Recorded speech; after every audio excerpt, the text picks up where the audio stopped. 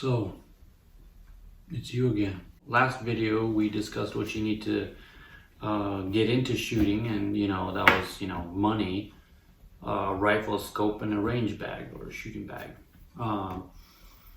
So the range bag is going to be very important. Well, more like what's inside the bag, and we're going to take a look at my range bag, and we're going to take a look at what's inside my range bag. So there's some items in there that you could save on. We discussed in the last video that you don't want to skimp out on your rifle, you know what I mean? You don't have to get the best of the best, you know what I mean? But it's always a good idea to, save for something that's better than, just the cheapest thing you could find in the world, With the scope, you want to save for that as well. So this bag I got at a garage sale somewhere, I'm not sure. Range bags are something that you can save money on. You don't have to get something that has, range bag written on it, you know what I mean? Any bag with a good amount of space that's made out of tough material, that's why I got this one from a garage sale. Yeah, it's not, it's got a broken strap here or whatever, but it's got some wear, but it's tough material and it's got plenty of pockets and it'll do the trick. So that's where you can save some money. We're gonna start with this end over here. So these are just, marking instruments. So there's some markers and a pen there, if you need to put any marks on your your target paper.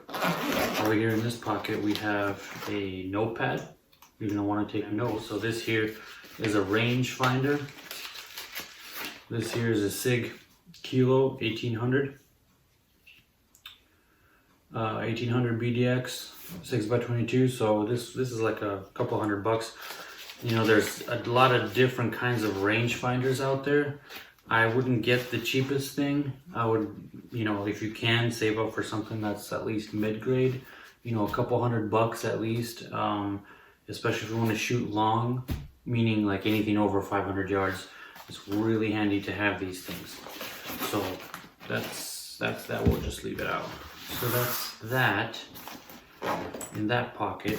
In this pocket, we have, I have my magazine in here. So I usually don't like to have it loaded or anything like that. I load my stuff already at my final firing position. So that's holding my mag. On the top here we have cleaning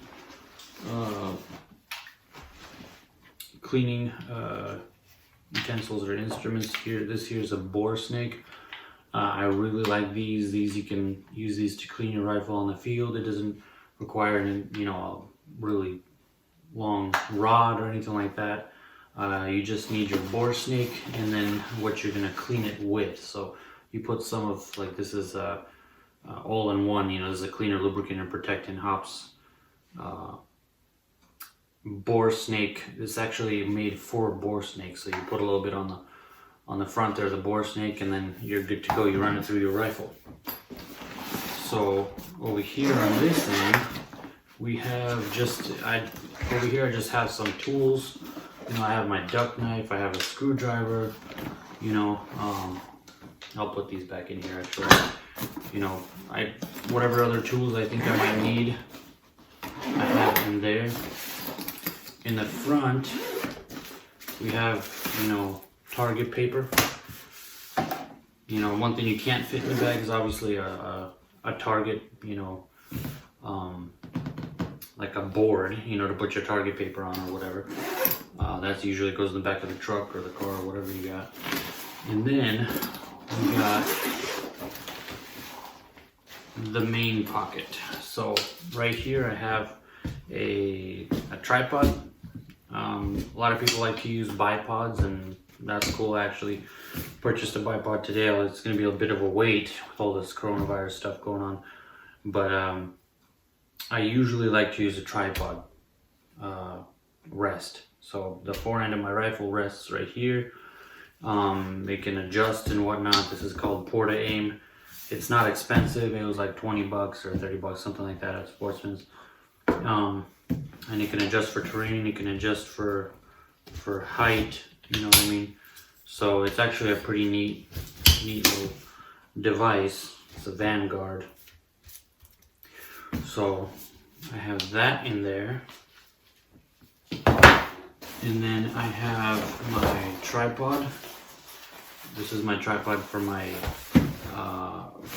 spotting scope, which is right here. This is my Vortex Diamondback spotting scope, a pretty good spotting scope. It was only a couple $100 or $300, something like that. I actually got a used one off Amazon, and it's really good. It's pretty good. You know, it's got HD glass, and it does the trick for me. You know, I could spot my shots, or at least the vapor trail and all that stuff, and out to a mile. So, and then we have our ear protection, and then we have my anemometer. So this device here is something that reads, you know, wind. It shows you the wind speed and whatnot. Like right here, I don't know if you can see those numbers. You probably can't see those numbers, but it shows you wind speed, temperature, altitude, barometric pressure. You know, those are the some of the essential things you need to know if you want to shoot long. There's some really expensive anemometers out there and meters, like the Kestrel. It's a very expensive. It's several $100s, but it has a bunch of cool features. So if you really want to dedicate yourself to shooting long, whether for competition, especially for competition, if you're in competition, then you'd want to save up for something like a Kestrel. I shoot just for fun, not for competition, so this would do just fine, and this was like 30 or 40 bucks on Amazon. So here's something else I carry. This is a torque set, just in case, you know, I go out there and I find my scope's a little loose, the mounts or whatever, I can torque it down. So you'd want to have that on hand. One of the most important pieces is going to be your shooting sock. This is just a sock filled with rice. My wife made it for me. So you put it behind, underneath your underneath the buttstock there, and then when you're resting, like the stock is resting on it, and then when you want to lift the back of your rifle, you just squeeze, and see it pushes up, and then when you want to lower it, you just release and it goes down into the rice. So this is one of the most important pieces of your shooting equipment. And then lastly, I have my ammo box, where I have all my beautiful ammunition. So this here is, you know, basically what I need. If I want to go shoot, I grab my rifle, I grab my range bag, you know, or if you want to be tactical about it, then, you know, my FFP deployment bag, you know, your final firing position deployment bag, but, you know, really it's just a bag holding some shooting stuff, so it's a range bag. Some of this stuff I want to review in more detail later on, but, you know, this is basically the essentials. A lot of this stuff, you know, you can find deals out there. You don't have to get the best of the best, but, you know, the better your equipment is in quality, the easier it is going to be out there. So, but really what it comes down to is, you know, you might have the best equipment, you might have the best rifle, the best scope, the best shooting equipment, the best ammo, but your rifle, your whole system is only as good as the user. So if you suck, there's really no amount of equipment that's going to make you better. You know, what makes you better is practice, determination, you know, and willingness to put time into it and send lead downrange. So I hope this